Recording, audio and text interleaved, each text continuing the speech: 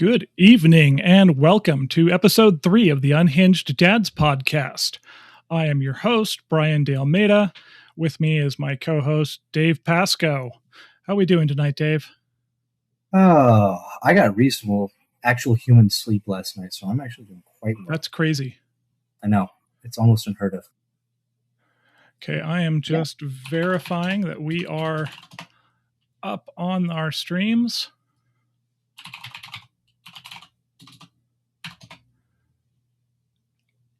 I don't care about that. Just show me my channel.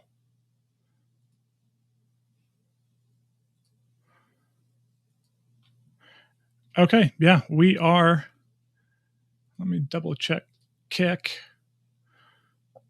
Yep, we are up on everything that will allow us to be. Yep. That's always a little unnerving. Okay, so let's start off with our proof that we're nerds and we're stealing shit from our therapists. Our questions 3.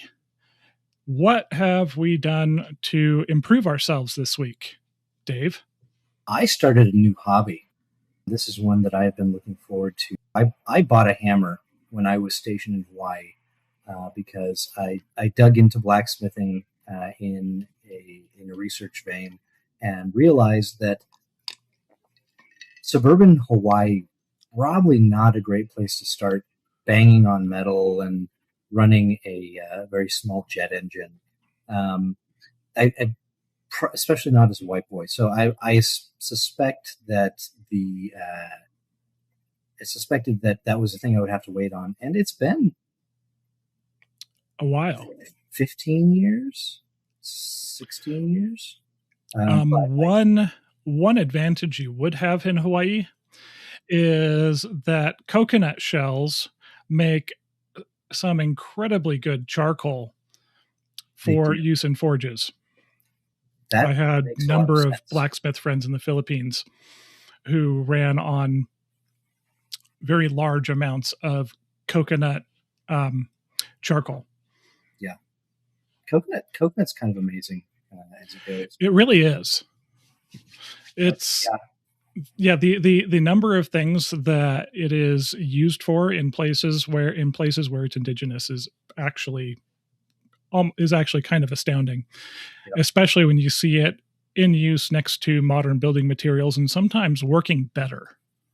Yes. The Polynesian Cultural Center on Oahu has an hilarious presentation, or at least did many years ago.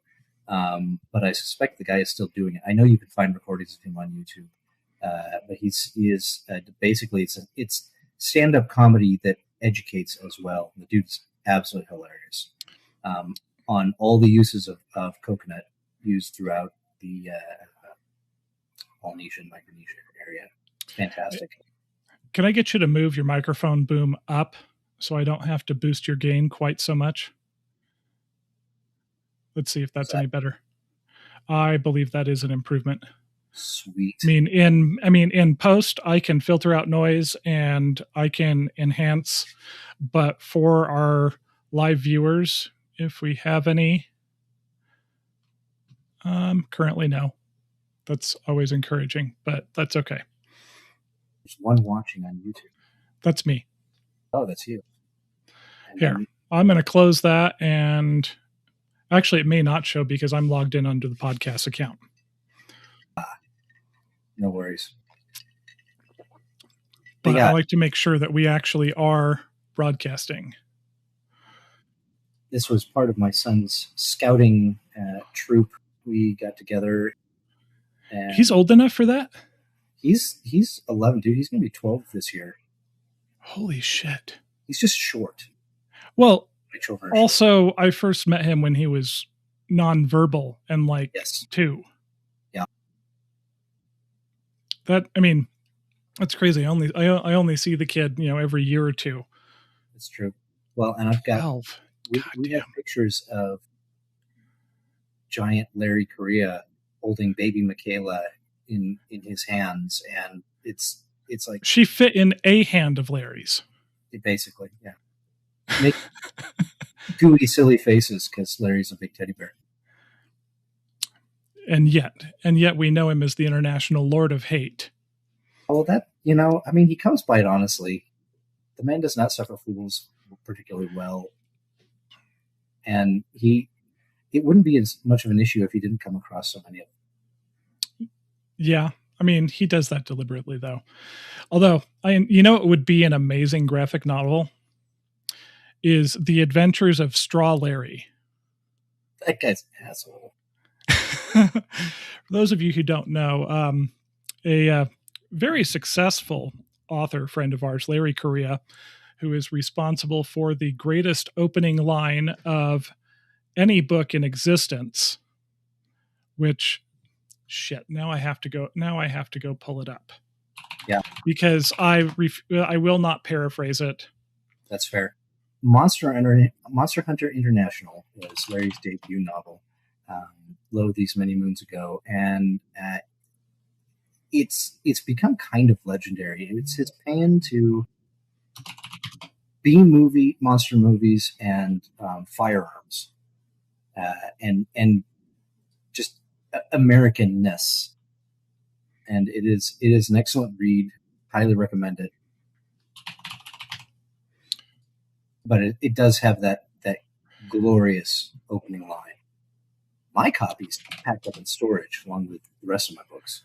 I fortunately have it in Kindle, and I'm pulling up the Kindle Cloud Reader. Nice.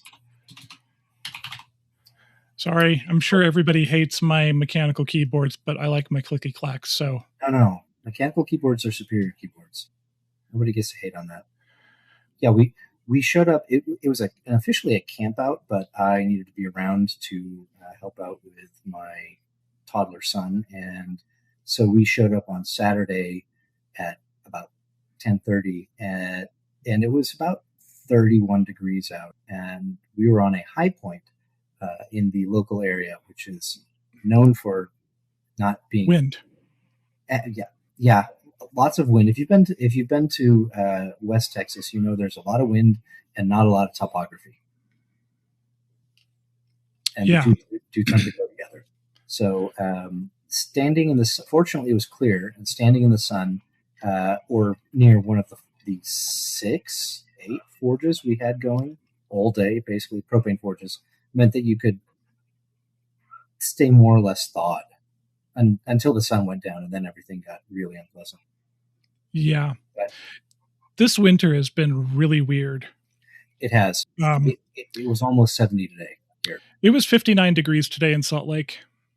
Yeah, that's and our ski resorts have a 60-inch base of snow. Usually by this time of year, we're 160 to 200. We're in serious trouble this coming summer. Yeah. Okay, I pulled the book up, so here's a shameless plug for Larry. On one otherwise normal Tuesday evening, I had the chance to live the American dream. I was able to throw my incompetent jackass of a boss from a 14th story window. And I'll continue just a little bit. Now, I didn't just wake up that morning and decide that I was going to kill my boss with my bare hands. It really was much more complicated than that. In my life up to that point, I would never have even considered something that sounded so crazy. I was just a normal guy, a working stiff. Heck, I was an accountant. It doesn't get much more mundane than that. That one screwed up event changed my life. Little did I realize that turning my boss into sidewalk pizza would have so many bizarre consequences. Well, technically, he did not actually hit the sidewalk. He landed on the roof of a double-parked Lincoln Navigator, but I digress. My name is Owen Zastava Pitt, and this is my story. Yep. It's a good one. Frankly, yes. I would encourage anybody to go out and read pretty much anything Larry's written and published. Yes, all of it. The man has a good way with words. He's very talented and works his ass off. And at some point in the future, Larry is on my list of people to bring on as guests. Yeah, Larry has 4 kids. I believe so. And 4 or 5. And I know that all of those who have flown the coop so far are impressive. So Yeah. the man clearly understands parenting, at least to a degree. And what Larry doesn't know, I'm sure that Bridget does. Oh, yes. She is a formidable lady of her own right. Yep. Love her to death. Absolutely. But back to self-improvement. Yes. I think the biggest thing I did this week was continuing my journeys in SketchUp. My in-laws are moving to Salt Lake because they've been dealing with their own parents who are in their 80s. Some have passed away. Some are hopefully not terribly close, but they're at the point where they need help, and they're going to end up moving here with my mother-in-law's parents, most likely, because where they are in South Georgia, it's a 3-hour drive to the nearest VA, and that's where my wife's grandfather gets all of his medical treatment, which is significant. And so my in-laws currently live in Colorado Springs, and they just went under contract on a lot about 2 miles away from our house. Okay. And so they're going to be moving. They've spent the last year just ruthlessly getting rid of stuff, intending to downsize and to get rid of try and get rid of all the stuff that they've had to deal with their parents, of a house full of crap that nobody actually wants. Some of which is sad, but on the other hand, there are things that used to be family heirlooms that just have no utility anymore. I mean, who the hell actually uses the sterling silver and china anymore? Yeah, we've got china. We've got a set of actual bone china that was brought back by missionaries, and it's gorgeous. And we haven't used it. We're definitely going to do so, but who knows how long it will last after that. Yeah, I mean, my parents, when we were kids, had a set, and they had the sterling silverware, and every Sunday we had Sunday dinner, and we used the china, which all had to be hand washed. Yep. Because it can't go in the dishwasher, and we became very, very good at hand washing dishes, something that I'm still trying to teach my kids. But honestly, going to the trouble with as much as we have going on any given day, including the weekends, it's just not a thing. And I don't want to have an entire freaking cabinet that's filled with fancy dishes that we never actually want to use. Right. That's gone the same way as like formal sitting rooms and a bunch of other things. So anyways, I found they've been looking at houses for the last year, and I've been going and looking at them. Their realtor's a friend of mine, and for what they need, because really what they want is a house that has main floors that are easily wheelchair accessible, with basically 2 master suites, one of which is wheelchair accessible, so that nobody is, so that neither them nor their parents are, stuck running from a bedroom to the bathroom, etc. Yep. It doesn't exist as a house in any houses that have gone on the market in the area of Salt Lake County that they want to live, which is relatively close to us. And so I've guided them along to the notion of building their house, except on the east side of Salt Lake County. There are very, very few open lots that are still available, because this is the first part that was settled and has been quite thoroughly developed. It's the more desirable half. East of I-15, everything is easier to get to. All the main east-west thoroughfares, as the city expands further west, are just congested during commute hours. It's terrible. So I found a lot that was priced correctly in the area that they wanted, and was like, "Hey guys, take a look at this." And then I went and I pulled the plat map and I laid it out, and I went and found, what all the required setbacks are and stuff. And I went into SketchUp and designed a house plan based on what they are wanting. I've never done that before. So I figured out how to, draw out the whole interior of a house. And then I went and did the exterior elevation. This is how the roof lines would go. And, just trying to give them a kind of, a visual idea of what they could do with the restrictions in the slot, because it's got a little bit of odd shape and it's almost square, but not quite. So there's some weird constraints if you're not going to get a variance on any of the setbacks or anything. And they go, "Oh, yeah, this is fabulous." Went back and forth, and I made a couple of minor changes. And they've gone and handed that to the builders that they're currently interviewing to find their general contractor, and are like, "We want you to build this." Well, that's something. It's really weird for me, because if I were dealing with my relatives, my family, nobody would take it seriously. Right. But my in-laws are like, "No, this is brilliant. This is exactly what we want here." And then, then my mother-in-law was talking about how to design the kitchen, and we have a family Discord server. She created a channel to discuss what to do with the kitchen. And I was like, "Oh, what the hell?" And I went and I laid out the entire kitchen, the cabinets, where the appliances are, because I know which ones she's already picked out, and designed it around it. And while I was doing that, my mother-in-law was using like cabinets.com or a couple other programs that, or websites that let you, kind of put together a layout. She goes and posts that in the channel, and then I go and I post my rendering, and they matched almost exactly. Well, that's handy.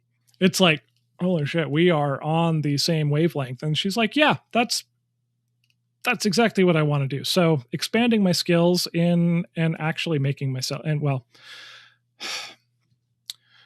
I'm not going to say actually making myself useful, because I do that a lot, but yeah, one of the things that my therapist gets after me for is the default self-deprecating humor. I'm actually useful for once.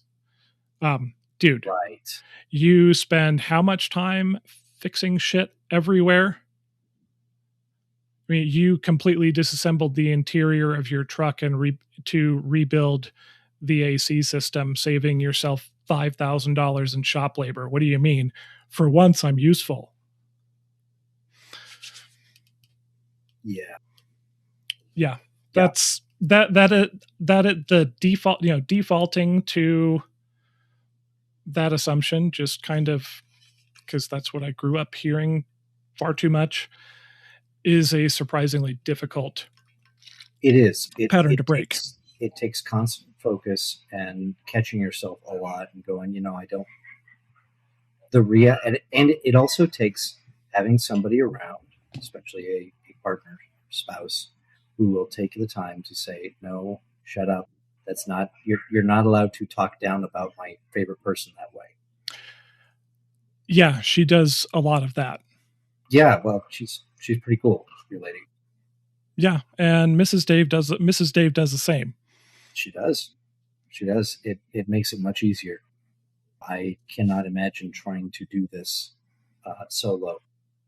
I have a cousin who ended up single manning for his daughter.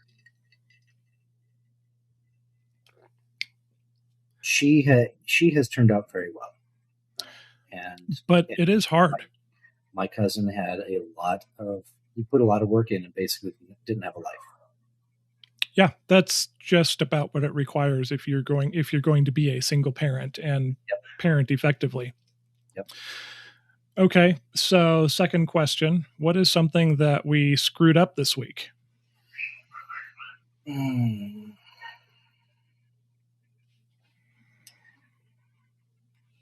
I am doing better about getting real rest, but I would not say I am doing well at getting real rest. That's going to be kind of a constant refrain on here because it is one of the It things I'm is. working on. And one of the really frustrating things about ADD and accompanying depression is you occasionally end up being louder than you really want to over things that might not really need to be that loud about. Yeah. And so letting my children resolve some of their own issues, even if I think they're being louder than I could deal with, is kind of a thing. Yeah. And there have been a couple of incidents this week just because they're kids. And when you're outnumbered, it's like, well, I'm bigger and stronger and louder, and I could leverage those things, but I probably shouldn't all the time. Yeah, that's that's an impulse that for me was definitely learned because that's how my dad handled pretty much everything. And yeah, that has been one of my guiding things fairly early on when my kids were still young, that I realized that I was treading some paths that I did not want to. And my resolution was, if I don't get anything else right, my children will not be afraid of me. Because, and I will probably catch flack from some people who see this on, saying bad things about my dad, who's been dead for 16 years. I understand, and I acknowledge that my father cared about me genuinely, that he did in fact love me, and he did in fact teach me a lot of good things. There was also the fact that by the time I was an adult, my father was only just barely really getting a hand on emotional regulation. And the primary emotion that I associate with my father is being afraid of him. From when I was little up until, until I was bigger than him even, he could still cow me just because it had been such a ingrained response. Sure. And at this point, with kids who were, my two kids who I've raised from babies are now 18 and 17 as of this week, I think I've done that pretty well. Yeah. But that's a constant internal battle, because sometimes it would be really easy to just intimidate them into shutting the fuck up. Yeah. Yeah. And it would be gratifying in the moment, and about 5 minutes later I would feel like the biggest piece of shit. Yep. And deservedly so. Yeah. Yeah. There are two primary methods of parenting, and one is forcing compliance, and the other is explaining things. And forcing compliance generally backfires, and explaining everything takes a lot of time and energy, skull sweat, and a lot of consistency, and it can sometimes feel like it's not going to ever bear any real fruit. Yeah, that's very accurate. You functionally are leaving the entire, you present what you know to be accurate, you teach them how to research things on their own, and then you have to step back and let them make choices and screw things up a few times, and that can be frustrating. Yeah, it can be it can be very distressing because you see your kid making dumb decisions that you know are going to have negative consequences that you would really like to save them from. But far too often they've decided that they're going to learn the hard way. And sometimes you have to step back and allow them to.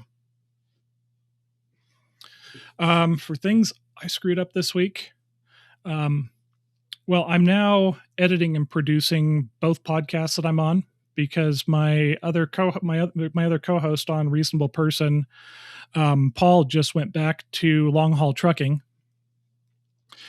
and he does not have a mobile studio setup. And when he's stopped at night, truck stop Wi-Fi is iffy.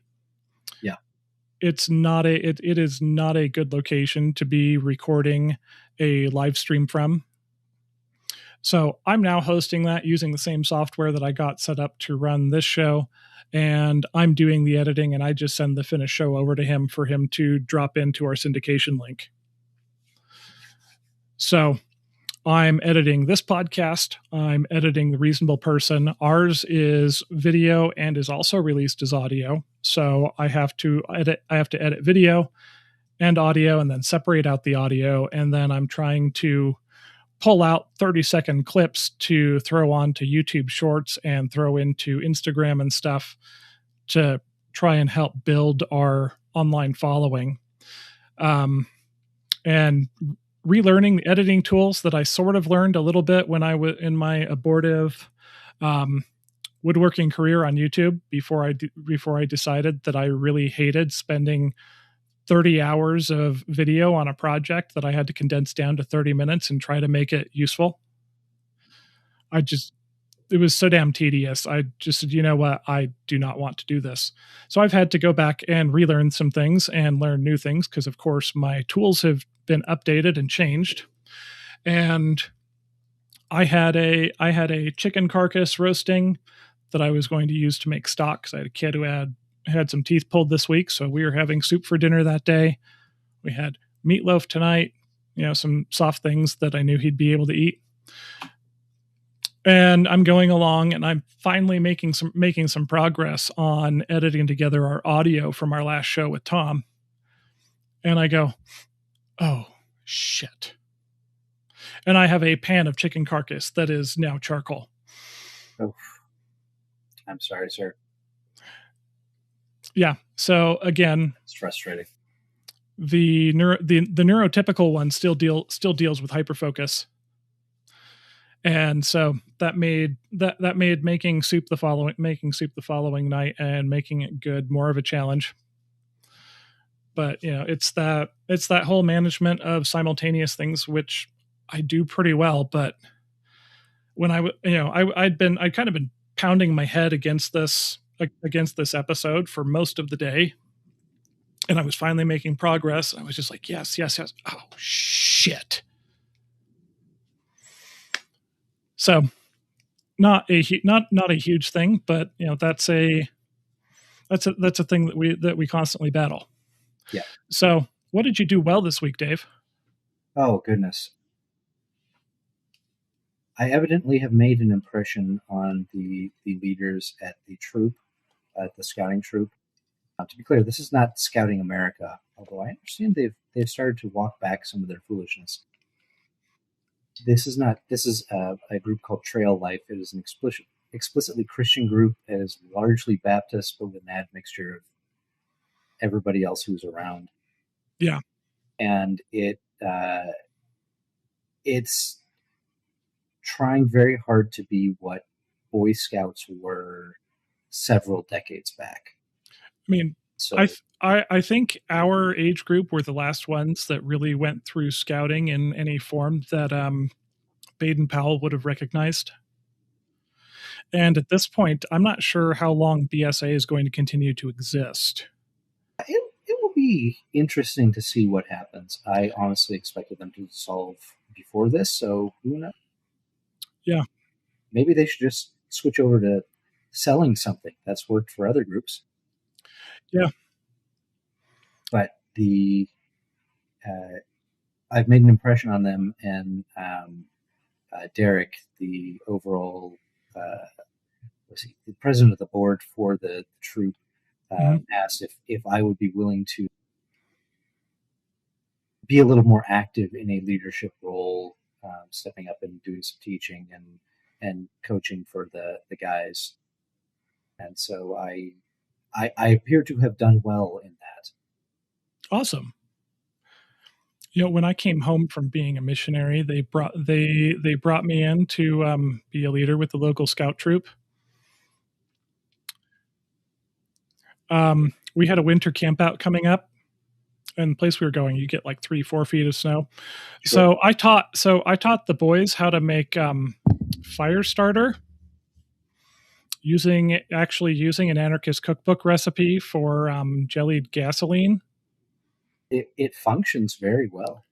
Well, if I learned that if you're doing it in cold temperatures and you really overload the styrofoam, you can actually extract a solid mass that is not jelly, but you can actually cut into chunks, and a 1 inch cube will provide an 8-inch flame for 20 minutes. I am given to understand that composition 4, among similar such things, can burn for quite a while. It's an excellent fire starter and works as a fuel, although it is not recommended to cook over it. I wouldn't recommend cooking over burning styrofoam, gasoline, and other unmentioned components. Right. But unless you had no choice. Well, you use that to start the wood. Just wait until the black smoke is gone, maybe. Right. But there were some helicopter parents who were not in the least bit amused at their sons having this knowledge. Well, and possibly a couple of them collecting styrofoam and gasoline in the garage and making their own. Look, Mom, look what I learned at Scouts. Yeah, that's unfortunate. And then I was uninvited, and I was okay with that. Yeah, free up some time now and again. Yeah, they're doing pretty well. We're discussing a canoe trip of something like 50 miles or so, which would necessitate an overnight at somewhere along the way. Ideally, 2 or 3. I know they've gone. They've done some pretty lengthy hiking. This is not the first blacksmithing camp out that has happened, and things like shooting sports are a thing. This summer, actually, there is a national event camp out in Wrightsville, Pennsylvania, and including a day trip to Independence Hall and things like Valley Forge, Revolutionary War education, and possibly some shooting and various things. So that would be awesome. Legit. It really would be, especially if they get to learn some of the manual of arms for the Revolutionary soldier. Oh yeah, that'd be pretty cool. You still find copies of von Steuben's manual that he wrote for George Washington to disseminate in the public domain. It's out there. I had dug it up for something. That's one thing. I worked for a company that was headquartered in Philadelphia for several years, and our corporate office is right on Market Street in Philadelphia. You actually, out of the executive boardroom, you look down onto the rocky steps to Philadelphia City Hall. Within walking distance is almost every major relevant site to the revolution that is in Philadelphia, within easy walking distance. Yeah. Every time I was there, I was in meetings until 5 or 6 p.m., which meant I never got a chance to go to any of them. But I you're could go not. get dinner at a bar in Rittenhouse Square, Yeah. but I could not see the Liberty Bell. I could not see Independence Hall or anything. It was disappointing. Yeah. That would sting a bit. Yeah, there for 3 days of meetings, and sure, get dragged off to a mandatory fun at a Phillies game. Like I would rather be allowed to just peruse the historical sites, but you know, I wasn't in charge of itineraries for fun, and I'm probably the only person in my department who would have been excited over that. So at some point I may just have to go to Philadelphia. Although generally my policy is to get nowhere closer than 300 miles from the I-95 corridor. That's reasonable. Having spent time in those parts, I Mm-hmm. would like to not spend much time in those parts. Being there for a national gathering would be pretty damn cool. Yeah. That'd be pretty wild. So for what did I do well this week? I didn't really screw up anything badly. You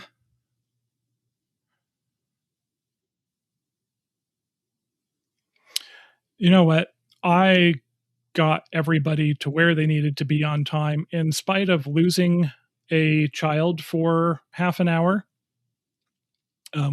We had on Monday, we had kids with therapy appointments at 3, 4, 5, and 6.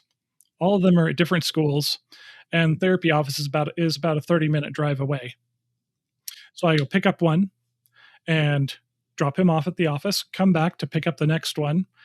And I had called the elementary school and said, "Hey, please tell my son not to go to orchestra after school and to wait for me there at the school. He normally takes a bus that takes him over by the junior high, and then I pick up him and his older brother at the same time." And so I get to the school, I'm on time, everything's going good, kid's not there. Yeah. I go into the office of the school and I'm like, "Hey, I'm trying to pick up my son. He's supposed to be waiting for me." And one of the ladies in the office says, "Oh, I just sent him outside a minute ago to look for you." So I then they're paging him across the PA system, and I go around the outside of the school, see if maybe he wandered back to one of the playgrounds or something, which would be atypical for him. He's an incredibly responsible 10-year-old. He's not there. I go back in the office and I go, he's not here. And one of the other ladies, "Well, does he normally take a bus?" I said, "Yeah." She said, "Did he possibly get on the bus?" I said, "Probably." I made sure that they had my phone number and said, "I'm going to go over and see if he's where the bus drops him off. I will call you and let you know if I find him." Because everybody's beginning to panic because, worst possible situation, a child has disappeared from the school grounds. Yes. So I go and I get over there. He took the bus. He'd been waiting there for 20 minutes. His older brother was not there as he expected, and he had been forgotten as far as he knew. Yeah. So I said, "Hey, bud, I don't think the school gave you all the instructions. I am so sorry you've been waiting here. I've been looking for you around the elementary school." And by the time we got down to the therapy office, we got him there just in time. He'd calmed down. He's okay. But he now has a phone. We normally give them a phone when they start junior high, which for him will be in August. But we said, "You know what? Just we've got enough running around, and with 4 drivers in the house now. Sometimes their sisters are picking them up or taking them places. Everybody needs communication. We need to be able to communicate. This cannot happen again." So, in spite of that, I still got everybody where they needed to go. I got everybody who needed a ride to work on time. Everybody made it to school on time in spite of 3 kids coming down with the flu so far this week. Honestly, I have occasional days where I drive over 100 miles and I never leave Salt Lake County. Yeah. And this is not Salt Lake County is not a West Texas county that can take 3 hours to drive across. It's a total of like 30 miles. Yeah, it's just It's back and forth crazy. And back and forth and back and forth.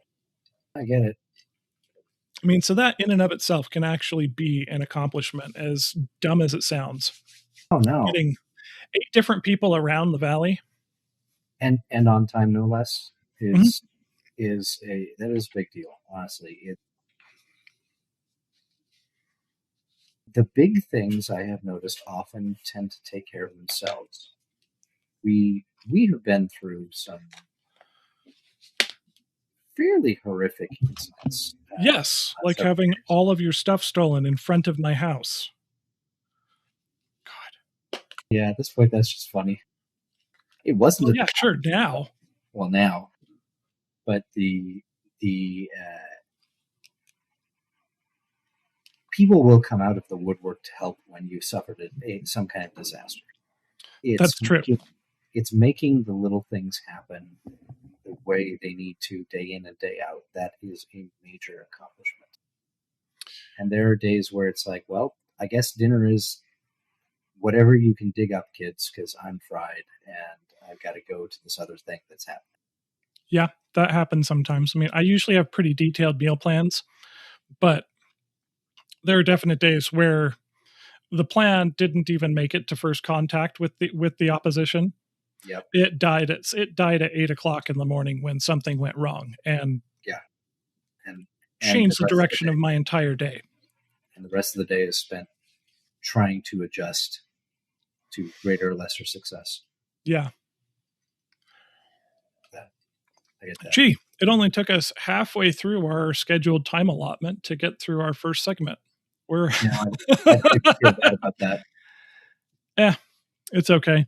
So our actual planned topic for today, I listed as tantrums, from toddlers to teenagers, but we're going to take that a little bit broader than tantrums to include the other forms of, frankly, overly loud emotional expression.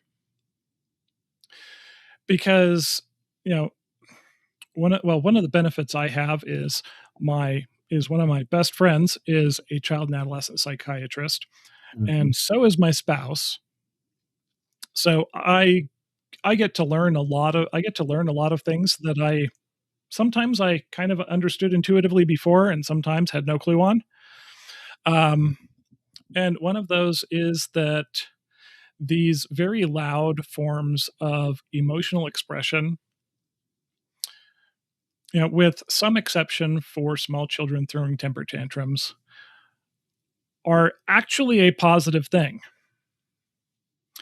Because what that means is that the child is emotionally secure and feels safe enough inside your house to express their emotions without inhibition. Yep. When it's happy, squealing teenage girls, there are times that I can hear that from the other side of the house, and I go, "Oh God, can you please just stop? It's 9:00. I've been going since 6:00 this morning. Please." But you know what? They're comfortable expressing that they're happy and that they're excited. Right. They're also comfortable expressing when they are angry, when they are sad, when they feel like they've missed out on things. And that goes all the way down to little kids. The phrase that I hear a lot now is they have feelings bigger than their little bodies can handle. And that's why they just kind of overflow into tantrums, be they angry or sad, and also into, incredible bouts of hyperactivity. Yeah. I see the 1,000-year stare there, bud. Don't tell me your kids with incredible bouts of hyperactivity. You don't say. Occasionally, I've managed to get them reading regularly. In fact, one of the high points for the week was my daughter turned 10 And when you turn 10 and you are the dependent of an active duty military service member, you can then get a military dependent ID. Mm-hmm. And locally, at least, that becomes your library card. I mean, they have to set you up with an account, but then it's all connected to your ID card, which is fantastic. Unfortunately, we have become well known at the library. We know all the personnel, all the permanent party personnel, at least. They get a lot of students in and out as volunteers. But and so my kids tend to get away with things like, oh, I grabbed too many books to check out.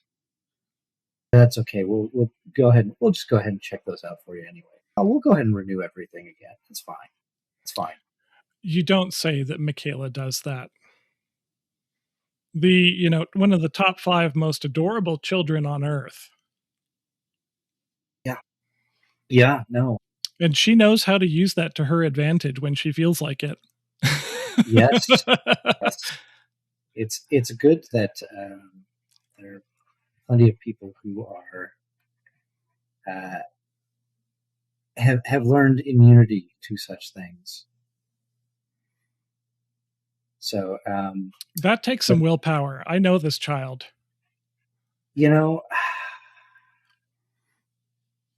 I'm pretty good at it. You are exposed to it on the regular. I do. I have spent many years building up an immunity to iocane powder. There are plenty of people. Deej is notably susceptible. We keep telling. That's not surprising. Yeah, she drags him away, and we say, you could tell her, no, I don't think I can. It's like, yeah, that actually checks out. Yeah. Yeah, her grandparents are pretty good at dealing with that, but others are not so much. And fortunately, she hasn't used her powers for evil. She's not a teenage girl just yet. I've got at least a couple of years before I have to deal with that. Although my eldest is getting a bit.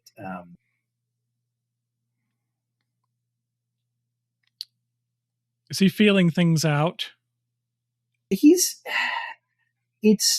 more like he's feeling.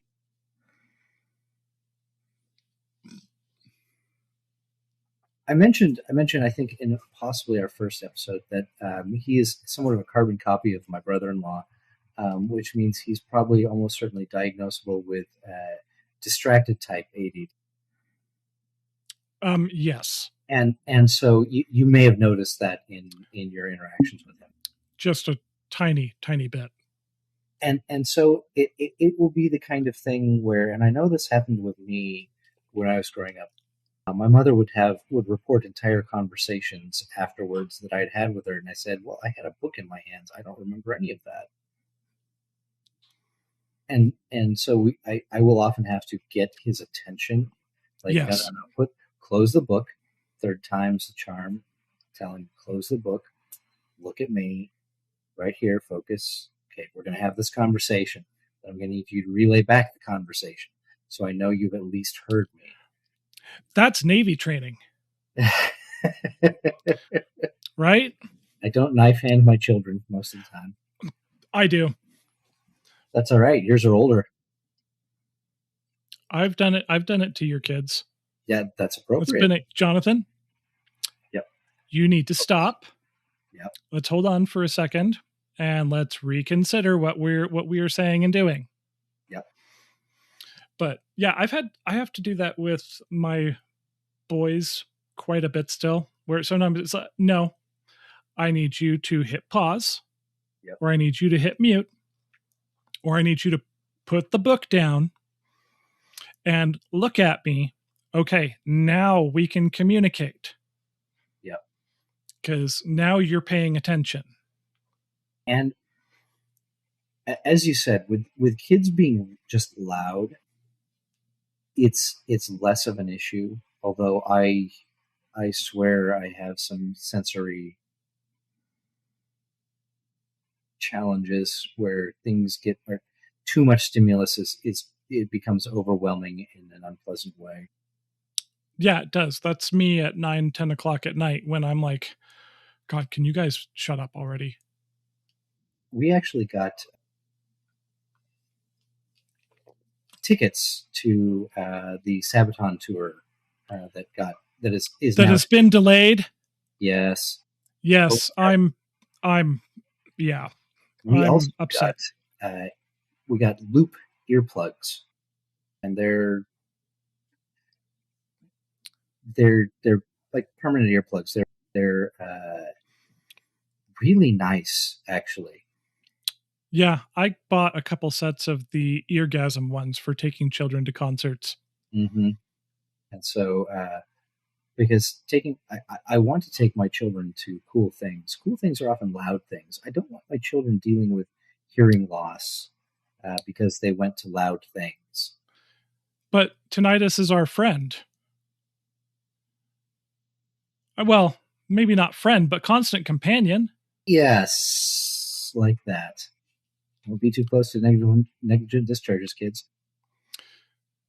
Well, don't have negligent discharges, but I think we're gonna end up doing a show where we're gonna do some real talk about firearm safety. You know, as much as we try to stay apolitical, and we'll stay apolitical on that.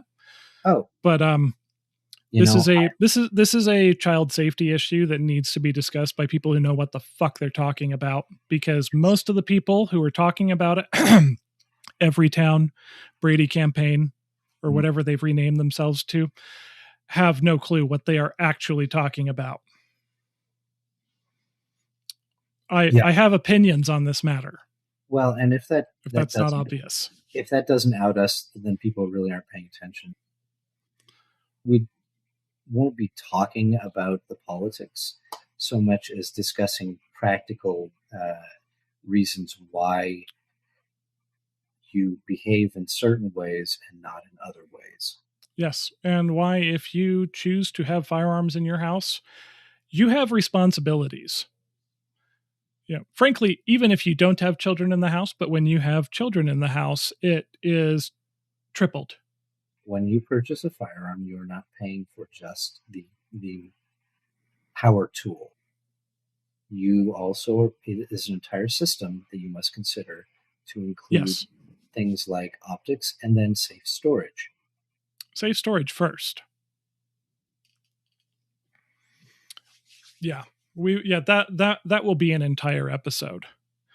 But you still have small children. I mean, you have a I have a very small not child. quite he's not an infant anymore. He's not quite a He's, well, oh, is he is he a toddler. Oh, absolutely. at 16 months we consider him a toddler? Yeah, he's walking, isn't he? Absolutely. Okay, yeah, he's a toddler. He is moving at speed at points, especially if he can get his hands on something with wheels on it. He will. Is he climbing yet? Oh, yes. Anything he can get himself up on top of. And since our usual storage method is fill up the flat surfaces with things, that is proving to be a concern. And neither of his older siblings were climbers, so but he is, and he yeah. knocks things over just like a cat. Although, well, less intentionally than a cat. Well, he's mostly interested in being up and grabbing things, specific things. He really likes the phones and other forms of technology. He has somehow managed to crack the passcode on the old phones. He has not, fortunately, told his siblings what that is. That's just because he doesn't have the words. Yeah, yeah. He's doing things like, "Oh, that's fun, buddy. Would you go put that back where you got it?" And he'll then go and do that. So, my children are fairly bright. There's no fairly about that. They are little quasars. They're concerningly intelligent. as we have said for years, if you are excited about your child being very intelligent, you are either they aren't or you aren't. I think you can be excited about it without understanding the ramifications of it when they're very young. But yes, having smart children can be a bit of a curse. It is fortunate in that I am also of above average intelligence by at least two standard deviations, probably more like 3 or 4. I love going to places where I'm not the smartest guy in the room because I get to learn a lot. So do I, which is one of the reasons that I was perfectly okay leaving the corporate world, because that never happened there. Yeah, and I know that sounds incredibly arrogant, but the fact of the matter is I got tired of being the smartest person in every room. We know actual rocket scientists, people who are obscenely intelligent. Let's see, the world leader in neuroelectronic interfaces. Yeah. For example. Yeah. Hi, speaker. He's not watching. God, I wish he was. He may catch up with us eventually. We're planning on getting to LibertyCon this summer, so I'm sure this will come. I wish I could. We've missed it for several years. I was last there the year Jonna and I drove from Portland to Chattanooga. Yeah. And got to drive over the rain-swollen Mississippi. That was an exciting experience. Okay, having grown up in Utah, now, yes, I've been, I can't say around the world because I've completely avoided Europe and Africa, but I've been through far more of Asia than I would actually care to think about. But Fair. Okay, you remember the apartment I used to live in, across the street from the Provo River. I'm doing air quotes here because the damn thing at high water is 5 feet deep and about 30 feet across. Growing up in Utah. Yeah, the Concho River is not noted for being a particularly navigable waterway either. Yeah, but having grown up in the desert and then seeing a real river like the Mississippi or say the Pasig River in Manila, when you can see the surface of the water around all the trash. Yeah.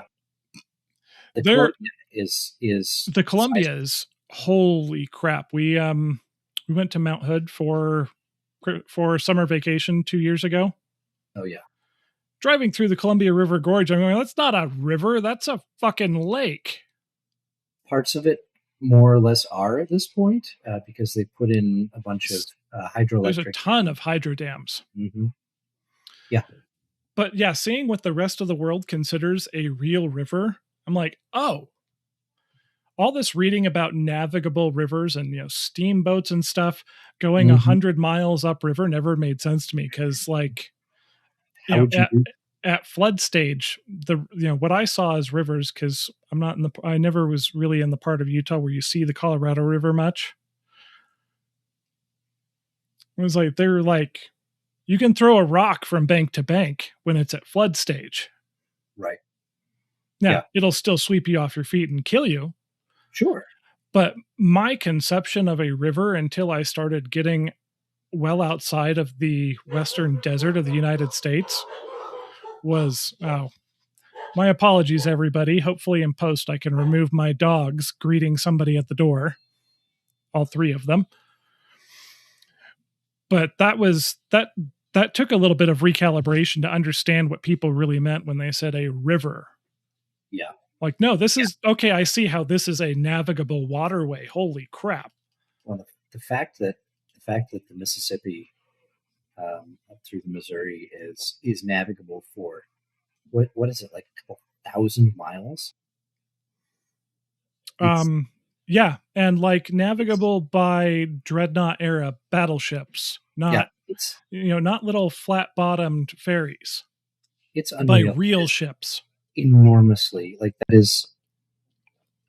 that is something else. That is really something else, and a major part of early American dominance in a lot of things. The fact that we can move things from our northern border to our southern border in a matter of days, in using floats. Yeah, and nothing else.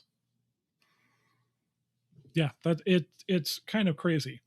But steering back towards what we're supposedly talking about, have you hit the stage with your youngest where he is throwing full-on temper tantrums yet? We're getting close. He had it. It usually manifests when he is when it's really obvious that he's ready for bed, because he'll sit down suddenly, unexpected to him at least, and just dissolve into tears, or go tiny rage monkey on us, and yep, it is a thing, and it's I have noticed now I just turned 46 at the beginning of January, that the impulse is still there when I am exhausted and frazzled, because I'm doing a bunch of things, and stressed because I still don't have a functioning house. Although I have news on that as well. The temptation to dissolve into and just nerd rage, basically, is strong. Yeah, to try to I can stop this tide by damming it up with even bigger and louder. Right. Is an impulse. Yep. And and I know that your parents were far more, how do I say this, measured than mine were in most respects. Yeah. But I mean, that is, speaking for our generation, as we're, on that, zennial cusp of, grew up in an analog world and came of age in the burgeoning digital world. Yeah.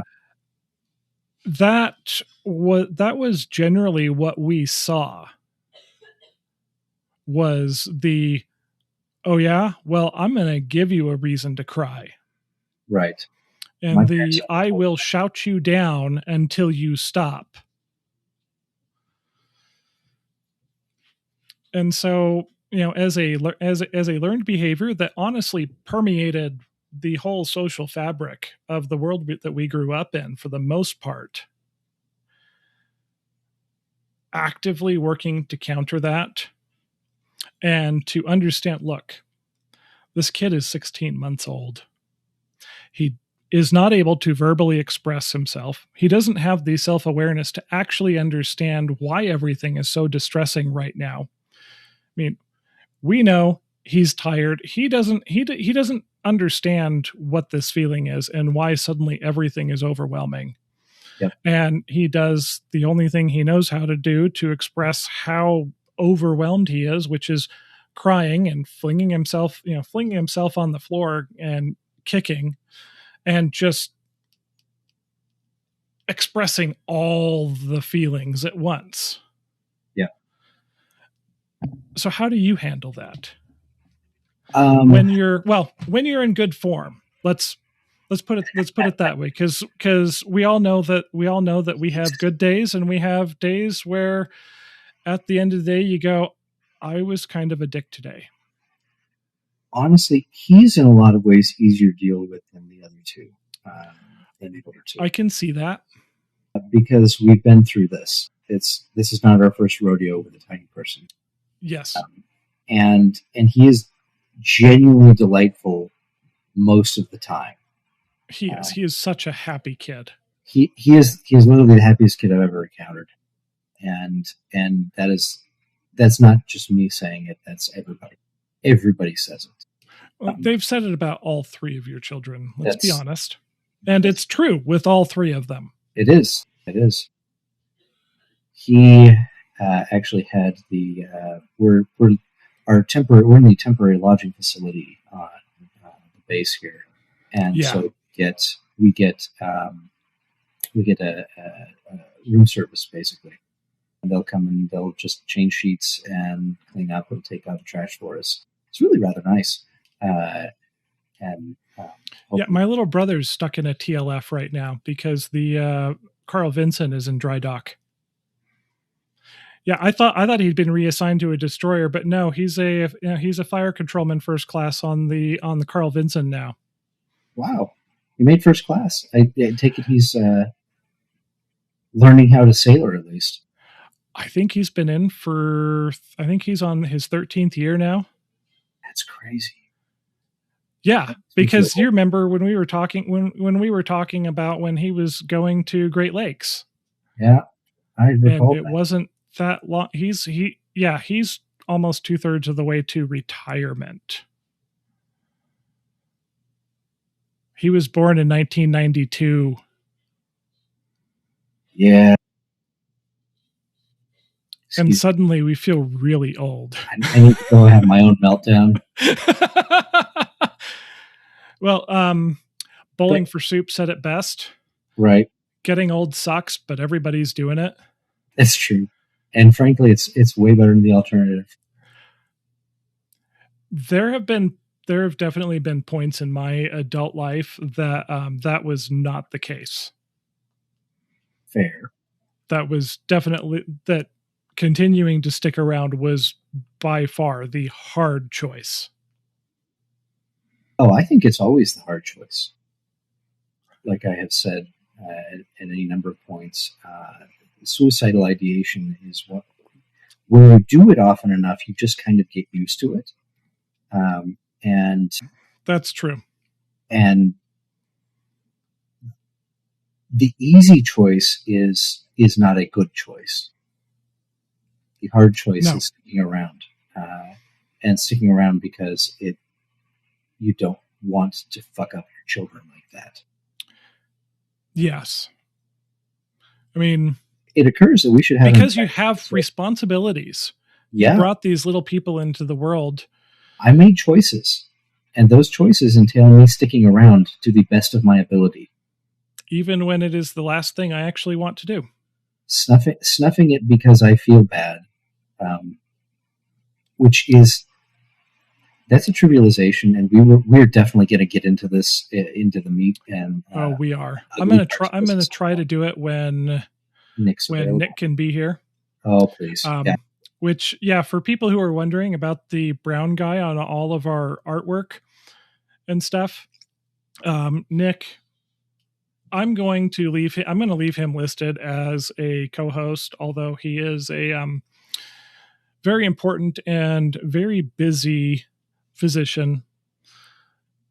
He will probably not be with us more often than not, just due to the nature of all the things he's juggling.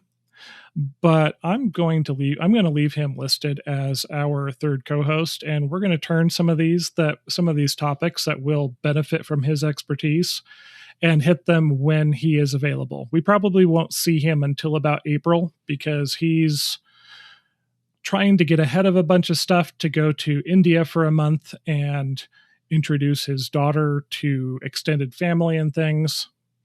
So we probably won't see him on the show until April or so. And hopefully by then we've got a bigger following. We've got a couple of topics that we are definitely going to save to have the psychiatrist on. Yeah.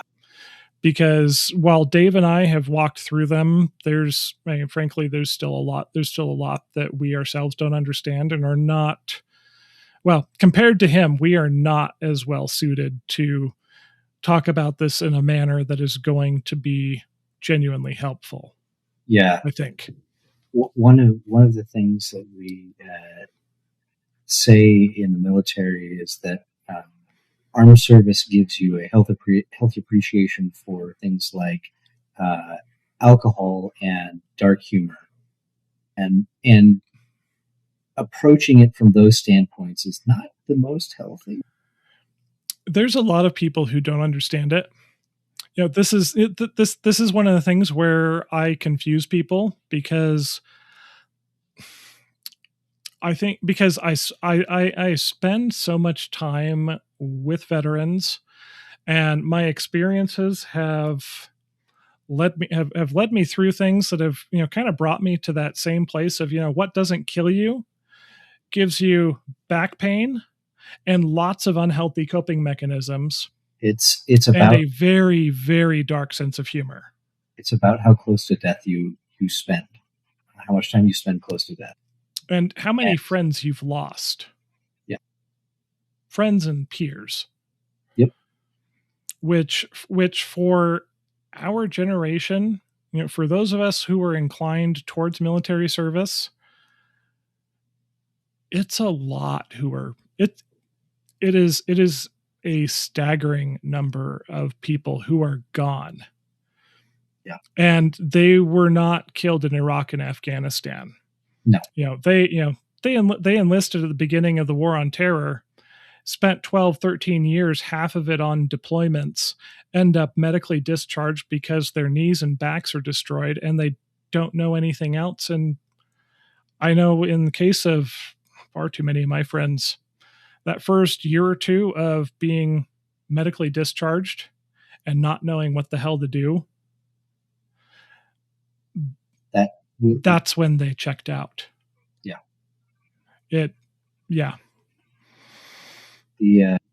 I don't know how realistic the statistic of what it was, 1 every 22 minutes or something like that. I genuinely hope that's overstated, but I would not be surprised because of people I went to high school with who I was, I did not have good friends in high school. I was kind of an outcast and loner. But of those of us, most of the people who I was at least friendly with, most of us kind of gravitated that direction. Yeah. Of course, I haven't done great in keeping up with anybody because I really tried to block high school out of my memory. That's fair. But I'm only aware of maybe 1 or 2 who are still alive out of several dozen, myself included. That's actually that might be a little unusual, but I'm also a little bit older. So. See, we graduated high school in 2001. Yeah. I was sitting in my first semester of college. I was in an automatic transmission rebuilding course when somebody popped their head in the room and said, "Turn on the fucking TV." Yeah. I was waiting for my workout buddy to come pick me up, and he was late, and that never happened. And I was starting to get twitchy. Then he called and was like, "Dude, turn on the TV." Yeah, we turned on the TV, and 90 seconds later, watched the second plane hit the was it the North Tower? And I went, "Oh, holy shit!" Yep. The world just changed. Changed completely. And for my peers, a lot of us were either in boot camp or shortly headed there. It was from the time they were at MEPS to the time that they were in country was generally less than 24 months. Yeah, because they were just not that long. 9 to 18 month deployments with 12 months back at home, and then they were right back out into the shit.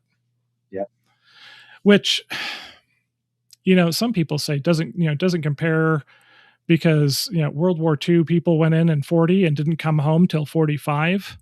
Sort of. There was a lot more leave than we actually think went on when you read people's memoirs. Oh yeah. But even reading memoirs and stuff, I don't know that there were a ton of people even in that era who actually ran the same crazy operational pace that we did, especially like during the surge in Iraq, which of course I only know about second and third hand. I wasn't there. I wasn't there either. I was a mushroom. I worked in an intel field, and literally I was working underground. I didn't get to deploy. Yeah, I was. I went and did the fulfilled the obligation to my family first. Was a Mormon missionary, and that got me a liver transplant while I was on delayed enlistment. Yeah, it's weird how the military doesn't want to take on the burden of keeping a transplantee alive. It's entirely understandable, but it was a disappointment at the time. That was my plan. Yeah. But holy shit, have we gone off topic? Oh, we have. Yeah. That's all right. Okay, record scratch moment. Yeah. Go ahead. I'm sorry. The kids tantrum in different ways. Yes, as they get older, the nature of the tantrums changes. My oldest tends to be very quiet about it. He's quiet about everything. Turns inward. Well, mostly most things. Most things. He tends to be a soft-spoken boy. When he gets enthusiastic about something, then he is more than happy to talk somebody's ear off. He makes up for it. Yes. He echoes in soundproofed rooms. Yeah. My daughter, on the other hand, is the one who is the most outgoing right now, and so tends to be the most visibly demonstrative when she is upset about things. Yes. She is. And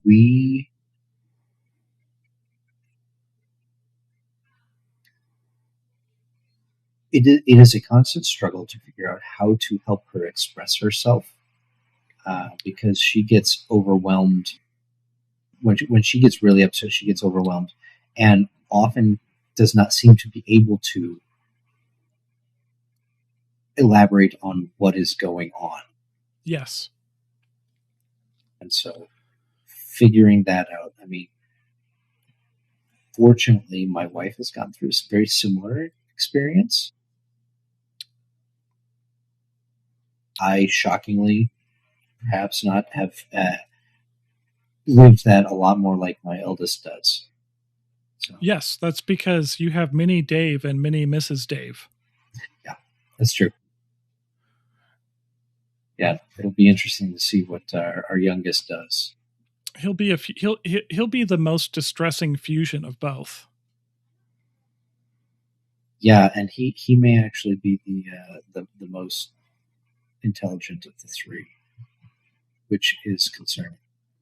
Yeah, because that puts him at about 5 standard deviations.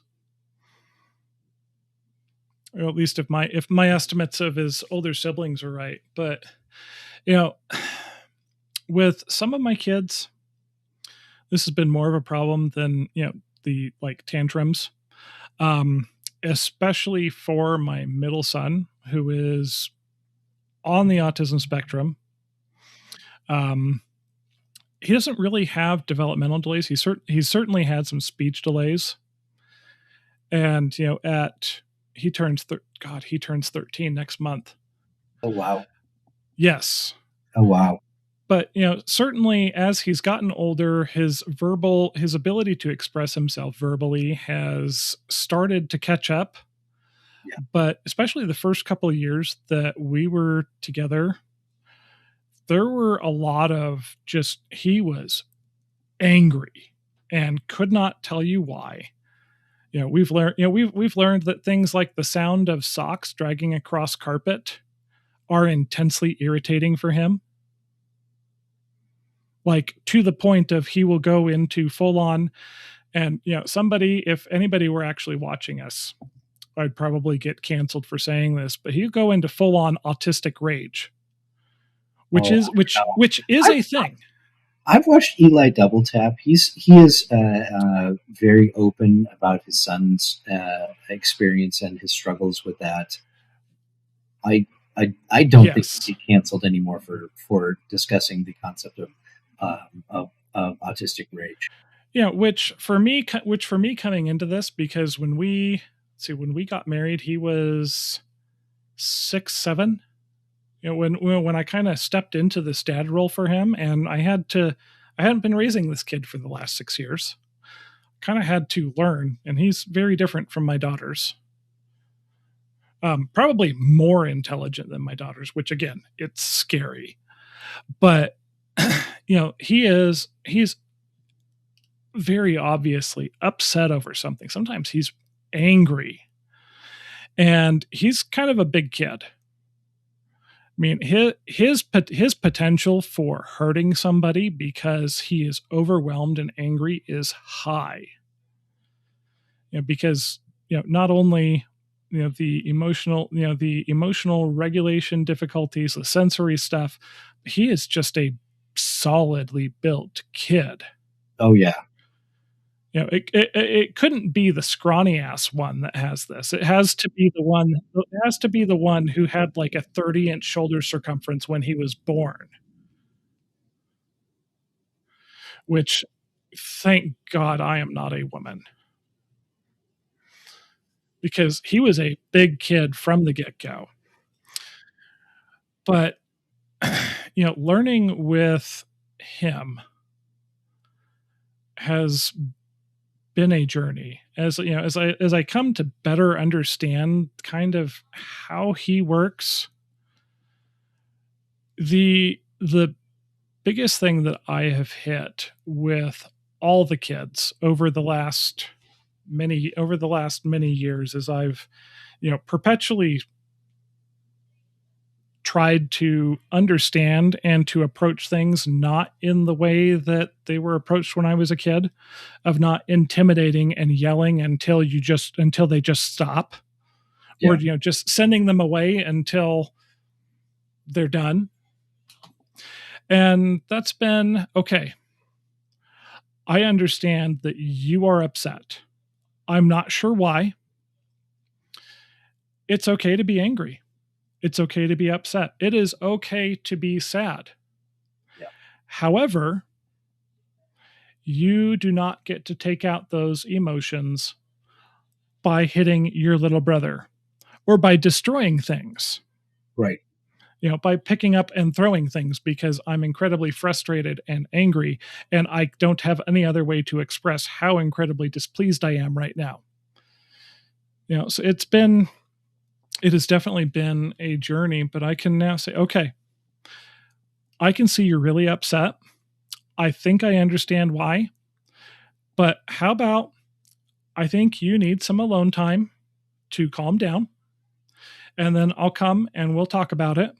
So I can understand what's bothering you, so that hopefully we can mitigate it. But you have to draw a hard line at, okay, you can be angry. Everybody is allowed to get angry. I'm allowed to get angry. You're allowed to get angry. However, we do not express that by doing things that hurt other people or that hurt other people's things. Yeah. Our rule has been, you want to destroy your own stuff?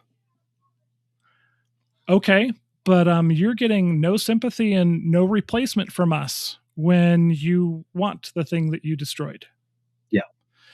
Which as they grow into a little bit of understanding, they may be really angry, but they're not going to break their own shit because it's just broken.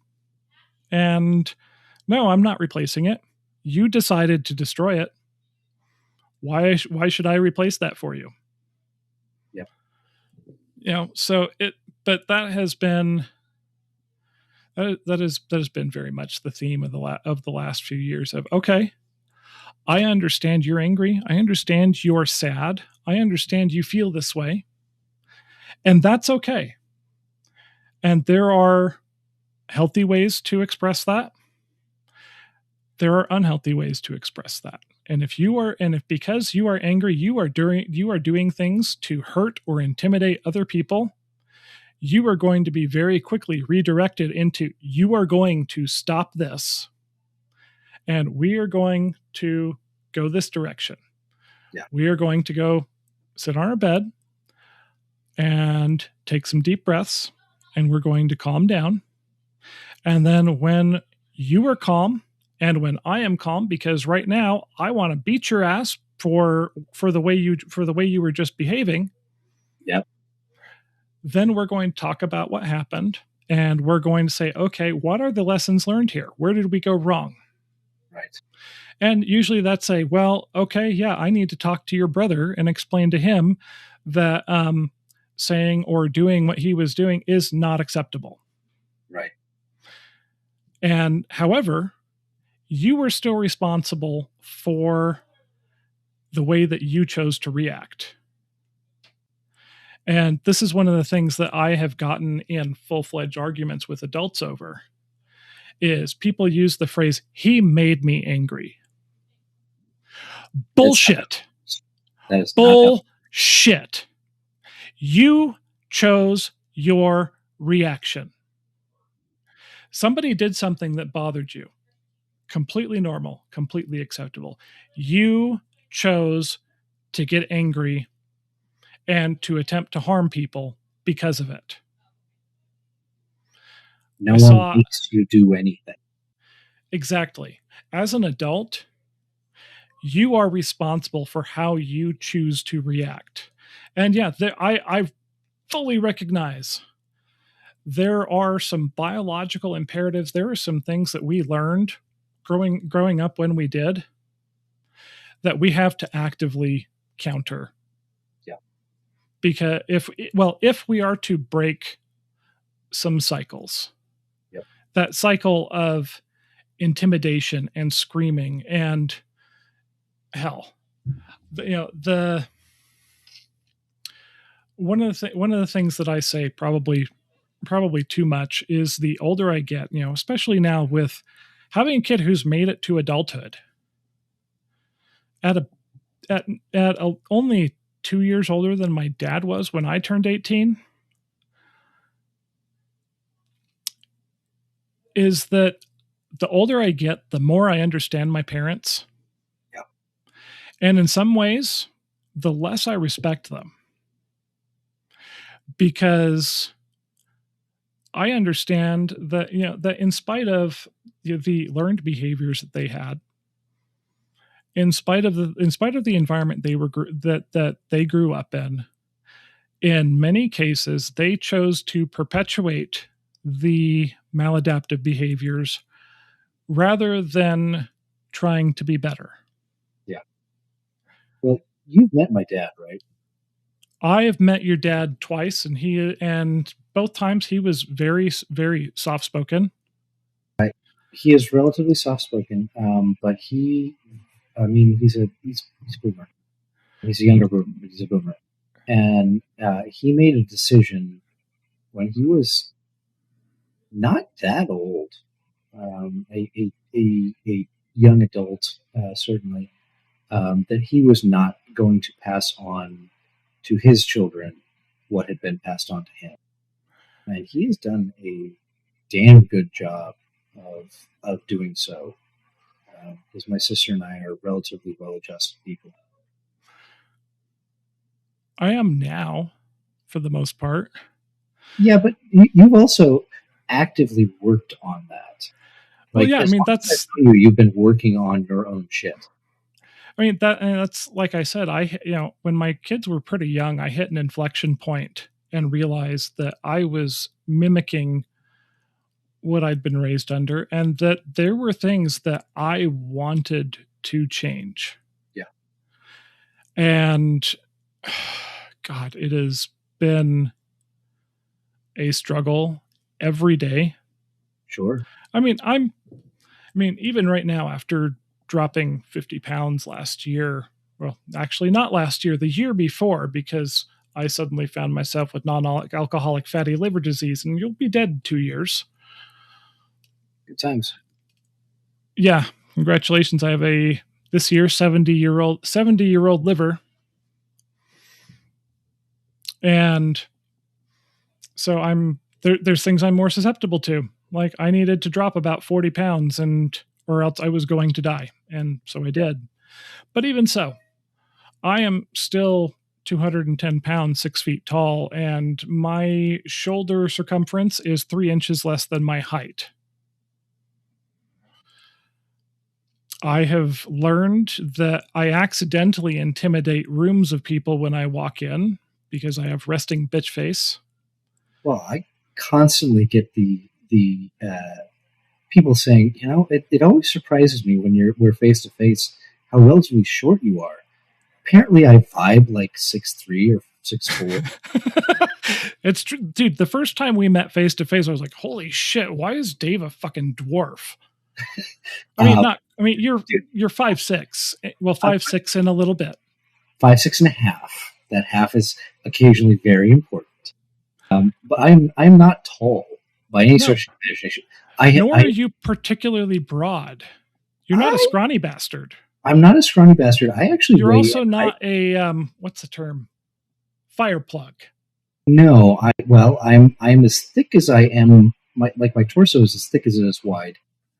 I'm probably losing a little bit of weight. I've been doing a calisthenics program with the kids, and my shirts are getting a bit more snug in the upper body area, which I don't hate, and my wife doesn't hate. Yeah.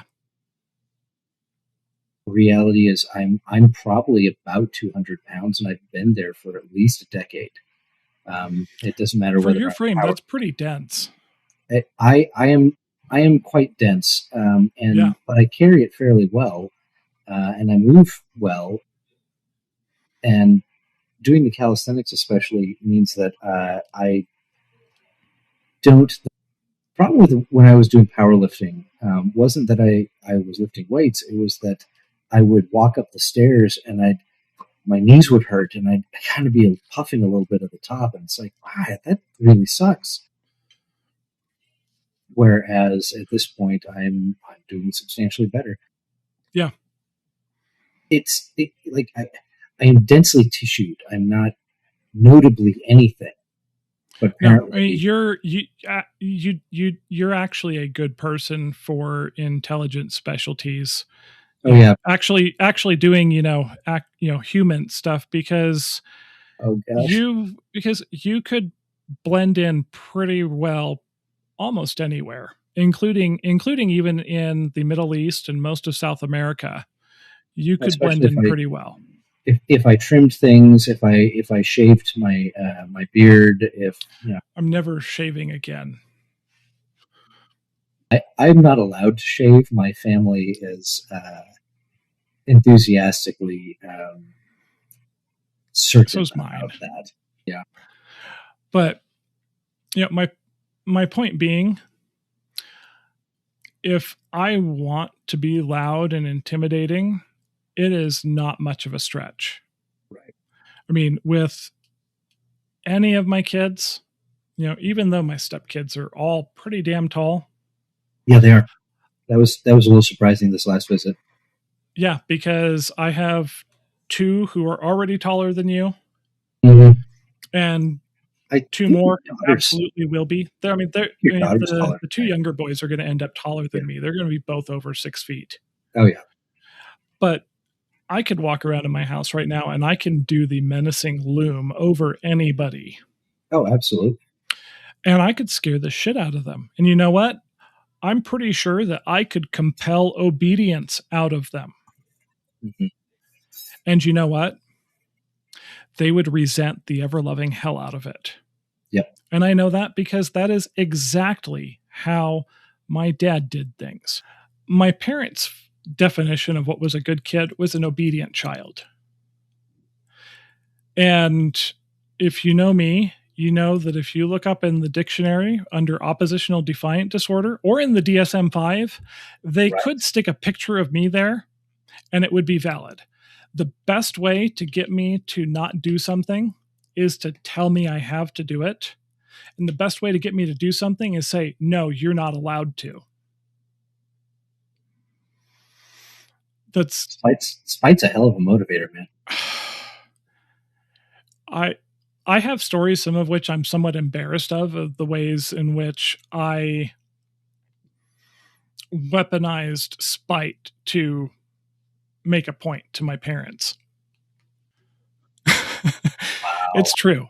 I mean, oppositional defiant disorder it could be me. Let's just leave it at that. But oh, damn it. We are pushing the 2-hour mark. We're not great at time management because we actually just like talking to each other.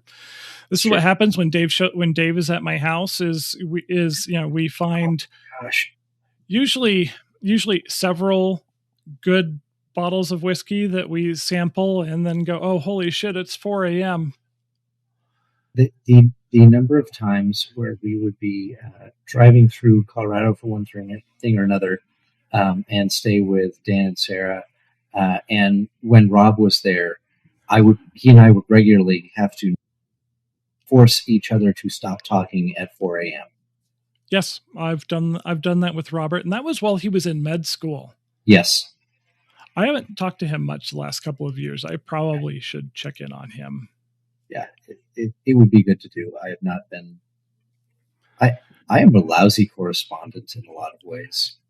Among those things that I'm the neurotypical one, but in all the groups of normies, I'm the weird one.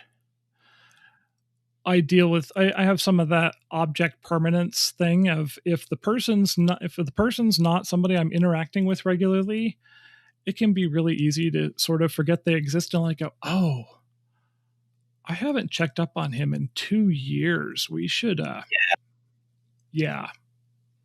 That's